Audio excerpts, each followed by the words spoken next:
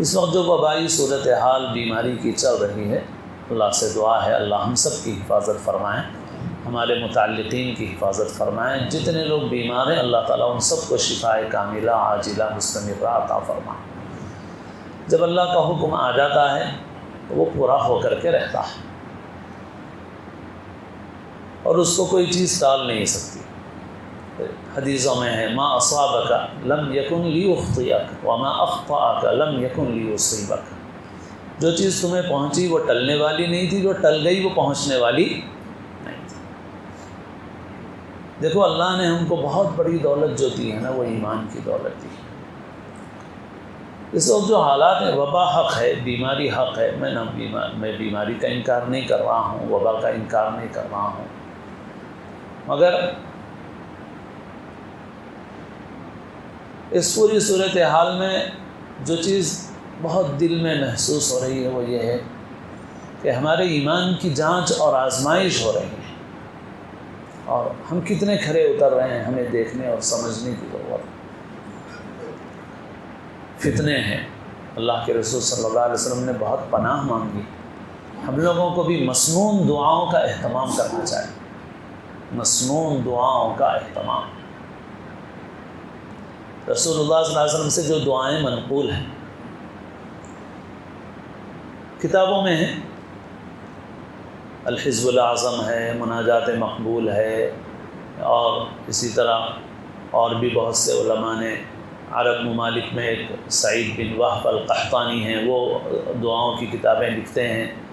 یہاں پر بھی بعض علماء کی لکھی ہوئی اور کتابیں جمع کی ہوئی ہیں کتابوں، بہرحال ان میں دعائیں ہیں۔ خاص طور پر مناجات مقبول الحزب الاعظم، اس میں اللہ کے رسول اعظم سے منقول دعاؤں کو 7 حصوں میں تقسیم کر کے ایک ایک دن کی ایک ایک منزل بنا دی گئی ہے کہ روزانہ اس کو پڑھ لے آدمی تو تمام دعائیں اس کی ہو جائیں گی انشاءاللہ۔ بہت قیمتی دعائیں، بہت قیمتی دعائیں۔ تو جو دعائیں منقول ہیں رسول اللہ صلی اللہ علیہ وسلم سے، ان میں فتنے سے پناہ مانگی گئی۔ دیکھیے فتنہ کہتے ہی اس کو ہیں جہاں آدمی پھسلتا، سمجھ رہے ہیں آپ؟ فتنہ کہتے ہی اس کو ہیں، فتنہ راستہ بالکل سیدھا ہے وہ فتنہ نہیں ہے۔ ایک کھیت کی دھان کی مڑی ہے، مڑی بولتے ہیں تو بیچ میں کٹا بنا ہوا ہوتا ہے، ادھر ادھر کھیت ہوتا ہے، ریگڑ کی کچی مٹی ہوتی ہے جس میں آدمی پھسلتا ہے۔ تو بھئی آدمی جب اس مڑی پہ چلتا ہے اور ریگڑ کی زمین میں چلتا ہے اور اس چھوٹے سے کٹے پہ چلتا ہے، تب ہوتا ہے فتنہ۔ ایک آدمی صاف ستھری مضبوط سڑک پہ چل رہا ہے، وہ فتنہ نہیں ہے۔ فتنہ تو اس وقت ہوتا ہے جب کہ آدمی ایک چھوٹی سی پگڈنڈی میں چل رہا ہے، جس میں ذرا پیر یوں ہوا کہ آدمی پھسل جائے گا، پیر اس کا زمین میں دھنس جائے گا، مٹی میں سن جائے گا۔ تو یہ زمانہ ایسا ہی ہے، اس میں آدمی، اللہ کے رسول صلی اللہ علیہ وسلم نے فرمایا ایسے فتنے ہوں گے کہ آدمی یصبح مؤمنا ویمسی کافرا، یمسی مؤمنا ویصبح کافرا۔ صبح ایک آدمی مومن ہوگا، شام میں کافر ہوگا، شام میں مومن تھا، صبح میں کافر ہو گیا۔ اللہ تعالیٰ میری آپ کی ہماری نسلوں کی اللہ تعالیٰ پوری حفاظت فرمائے۔ حدیثوں میں یہ بھی آتے ہیں کہ ایسے فتنے اللہ تعالیٰ مسلط کریں گے جس میں آدمی حیران ہو جائے گا، عقل مند آدمی حیران ہو جائے گا۔ عام آدمی تو عام آدمی رہا، جو آدمی عقل مند ہے، سوجھ بوجھ رکھنے والا ہے، وہ آدمی بھی حیران ہو جائے گا، اس کو سمجھ میں نہیں آئے۔ دجال کا جو نام ہے اس کو مسیح بھی کہتے ہیں، دجال بھی کہتے ہیں، مسیح دجال۔ مسیح اس لیے بھی کہا جاتا ہے کہ وہ پھرے گا پوری زمین میں، اور اس کا جو نام دجال ہے وہ دجال اس دجل سے ہے، دجل کے معنی ہی فریب کے ہیں، فریب، دھوکہ۔ سمجھنا مشکل ہوگا آدمی کو صحیح کیا ہے غلط کیا ہے۔ اب یہ جو بیماری کی صورتحال چل رہی ہے، اس میں بھی ایسی صورتحال بن گئی ہے کہ گفتگو کرنا یہ ایک مسئلہ ہے کہ بھئی کیسے گفتگو کی جائے اس پہ۔ اتنی رائیں مختلف، اتنے نقطۂ نظر مختلف، اور ایک ایسی صورتحال ہے جس میں انسان حیران ہے، دجل کا شکار ہے، فریب کا شکار ہے، صحیح غلط کو پہچاننا مشکل ہے، اتنا خلط ملط ہے کہ اس میں آدمی کو تمیز کرنا مشکل ہو گیا۔ تو ان فتنوں کے ان احوال میں ایک بات تو یہ عرض کر رہا ہوں میرے دوستو، دعا کا بہت اہتمام کرو، اللہ سے دعا مانگو، اور ہر وقت مانگنے کی دعا ہے۔ ہر نبی نے دجال کے فتنے سے ڈرایا ہے، رسول اللہ صلی اللہ علیہ وسلم نے بھی دجال کے فتنے سے بہت ڈرایا، اور آپ نے بچنے کی تدبیریں بھی بتائی۔ ہم اپنے دین کی، ایمان کی حفاظت کریں۔ اس میں سے ان چیزوں میں سے جو تدبیریں ہیں بچنے کی، اس میں سے ایک سورہ کہف کی تلاوت کا اہتمام، سورہ کہف کی ابتدائی آخری 10 آیتیں حفظ کرنے کا اہتمام۔ سورہ کہف کی شروع کی اخیر کی 10 آیتیں یاد کر لی جائیں، حفظ کر لیا جائے، سورہ کہف کی تلاوت کی جائے۔ ایک بزرگ حضرت شیخ الحدیث رحمۃ اللہ علیہ کے خلیفہ وہاں برطانیہ میں رہتے تھے، وہ تو فرماتے تھے کہ یہ زمانہ ایسا ہے فتنوں کا کہ اس زمانے میں سورہ کہف روزانہ پڑھنا چاہیے، روزانہ پڑھنا چاہیے، جمعہ نہیں، روزانہ پڑھنے کی ضرورت ہے، اتنے فتنے ہیں۔ اور ہم دیکھیے، ہم لوگ جمعہ کو بھی پڑھتے ہیں، نہیں پڑھتے ہیں، دیکھ لیں، پڑھتے ہیں الحمدللہ، نہیں پڑھتے ہیں ارادہ کریں، پکا لازمی۔ ارے بیماریوں سے ڈر کے کیا کیا کر رہے ہو، اور جو ایمان کے لیے خطرہ ہے اس کی فکر نہیں ہے۔ جسمانی بیماریوں کی فکر ہے، روحانی بیماریوں کی فکر نہیں۔ اگر کوئی آدمی مر گیا، اس دنیا سے چلا گیا، اور ہمیں یہ اطمینان ہو جائے کہ اس کا ایمان پہ خاتمہ ہو گیا ہے، تو میں کہتا ہوں وہ رنج کے قابل نہیں، اس پہ غم کی ضرورت نہیں، اس سے لاکھوں گنا زیادہ اپنے اوپر رنج اور غم کرنے کی ضرورت ہے۔ اگر ہمیں یہ معلوم ہو جائے کہ وہ جانے والا یہاں سے ایمان کے ساتھ چلا گیا ہے، تو وہ کامیاب ہو چکا ہے، اس سے رنج و غم کی کوئی ضرورت نہیں، رنج و فکر کی تو اپنے متعلق ضرورت ہے۔ ہم ابھی مرحلے میں ہیں، وہ اگر گیا اور ہم کو یہ معلوم ہو جائے کسی ذریعے سے، اور اللہ نے کوئی ذریعہ رکھا تو نہیں ہے، لیکن اگر ہم کو معلوم ہو جائے کہ صاحب وہ ایمان کے ساتھ چلا گیا، تو میں کہتا ہوں اس پہ کیا رنج کرو گے بھائی، اس پہ کیا رو گے، وہ تو کامیاب ہو گیا، نکل گیا وہ تو بھائی ہم تو دنیا کی بیماریوں سے ڈر رہے ہیں، مگر جو اصل مرحلہ ہے آخرت کا، اس کی فکر کرنے کی ضرورت ہے۔ ایک بزرگ مکہ مکرمہ میں تھے،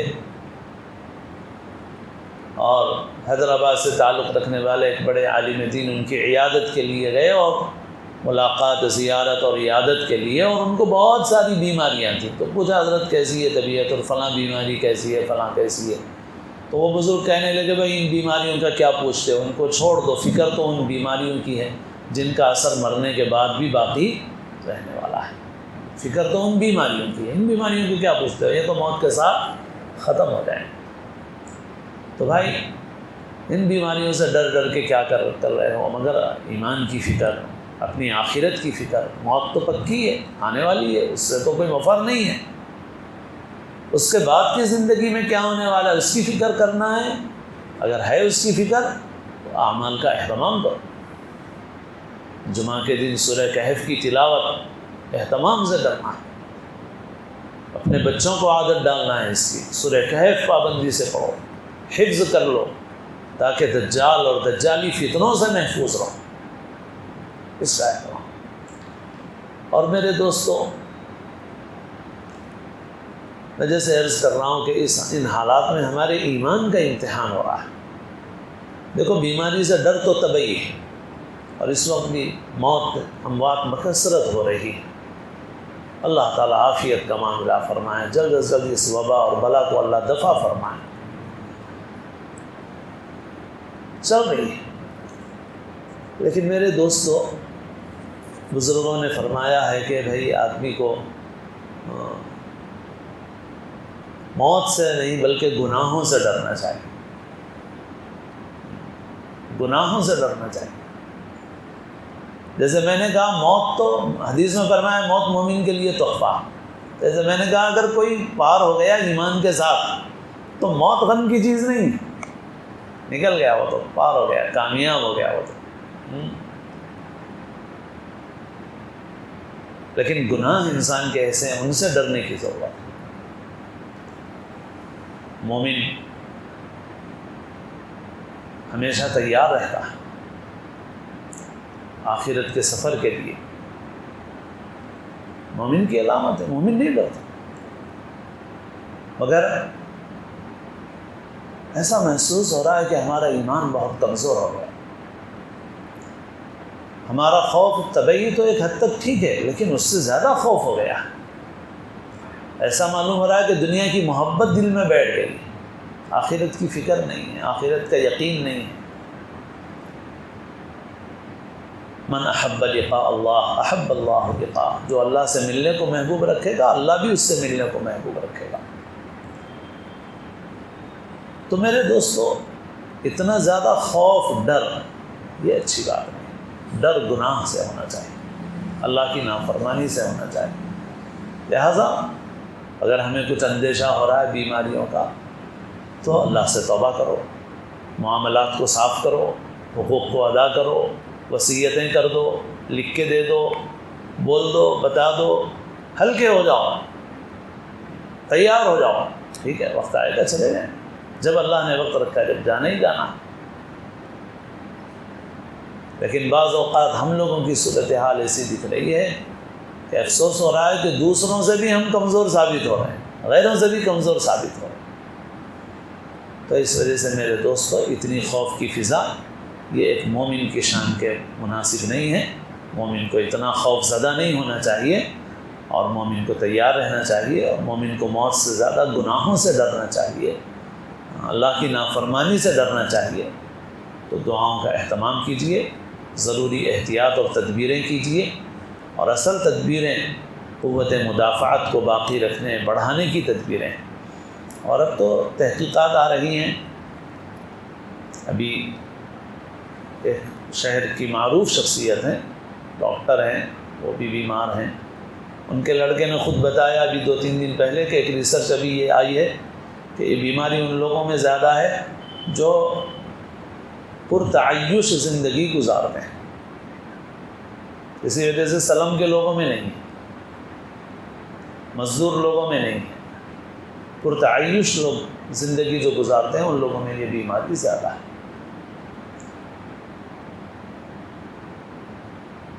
اس سے پہلے ایک اور تحقیق بھی ہم نے دیکھی تھی کہ جو چھوٹے بچے ہیں ان میں الرجی کی جو بیماری ہے وہ بیماری زیادہ تر ان بچوں کو ہے جن بچوں کو مٹی سے بہت بچا کے رکھا جاتا ہے۔ اور پہلے زمانے میں لوگ بولتے تھے بچوں کو مٹی میں کھیلنے دو، اب زندگی ایسی ہو گئی ہے کہ آپ مٹی کے قریب نہیں جانے دیتے، لیکن اب ریسرچ یہ ہے کہ جن بچوں کو آپ مٹی میں کھیلنے دیں گے ان کی قوت مدافعت بڑھ جائے گی، ان کو الرجی کی بیماری نہیں ہوگی، اور جن کو آپ بہت بچا کے اے سی میں رکھیں گے ان بچوں کے اندر الرجی کی بیماری کے امکانات بہت زیادہ ہیں۔ ریسرچ ہے اور نیچر کی بات ہے، یہ ہم جو زندگی گزار رہے ہیں وہ بالعموم نیچر کے خلاف زندگی گزار رہے ہیں، اور اپنی قوت مدافعت کو باقی رکھنے کا، بڑھانے کا، بلکہ اپنی آنے والی نسلوں کی بھی جسمانی اعتبار سے بھی حفاظت کا ذریعہ یہ ہے کہ ہم نیچرل زندگی گزاریں،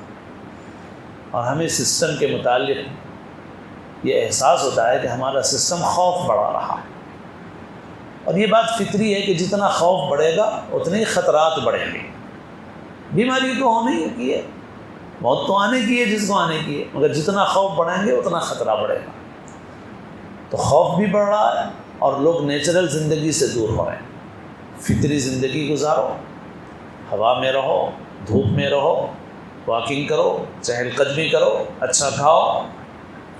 مقوی غذائیں استعمال کرو، مصنوعی غذائیں مت استعمال کرو، مصنوعی طرز زندگی سے نکلو۔ اسپرے استعمال کر رہے ہیں، پھیپھڑوں کو نقصان ہو رہا ہے، بند رہ رہے ہیں گھروں میں، اس سے صحت کو نقصان ہو رہا۔ تو اچھی زندگی، تو یہ جو چھوٹی چھوٹی چیزیں، ماسک لگاؤ، ڈسٹینس، یہ معمولی چیزیں ہیں۔ یہ اصل چیزیں تو جو ماہرین ہیں وہ یہی کہتے ہیں کہ اصل چیزیں اپنی قوت مدافعت ہے اور نیچرل زندگی گزارنا ہے، اس کے اندر ہماری صحت کی حفاظت ہے۔